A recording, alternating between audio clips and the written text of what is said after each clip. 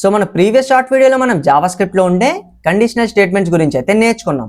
And ఈ particular video నుంచి మనం లూప్స్ గురించి నేర్చుకోవడం అయితే స్టార్ట్ చేద్దాం. లూప్స్ని మనం రిపీటింగ్ టాస్క్ కోసం అయితే యూజ్ చేస్తాం.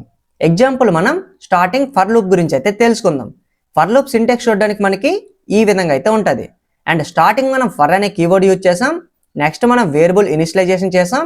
నెక్స్ట్ మనం కండిషన్ని చెక్ చేస్తున్నాం. అండ్ నెక్స్ట్ మనం ఇంక్రిమెంట్ స్టెప్ని అయితే యూజ్ చేసాం. అండ్ మధ్యలో మనం console.log యూజ్ చేసి మన ఐ వాల్యూని ప్రింట్ అయితే చేస్తున్నాం. అండ్ ఇది మనకి ఏ విధంగా ప్రింట్ చేస్తుందో కూడా చూద్దాం. అండ్ స్టార్టింగ్ మనకి ఐ వాల్యూ 1 ఉండేటప్పుడు 1 less than or equals to 3 అని చెక్ చేసింది, విచ్ ఈస్ ట్రూ. మనకి కన్సోల్లో 1 ప్రింట్ చేసిన తర్వాత ఐ వాల్యూ మనకి ఇంక్రిమెంట్ అవుతుంది.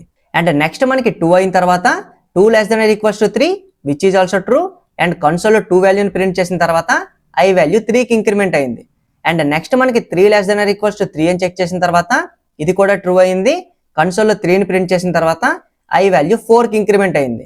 అండ్ ఇప్పుడు మనకి 4 less than or equals to 3 అని చెక్ చేసేటప్పుడు కండిషన్ మనకి ఫాల్స్ అయింది.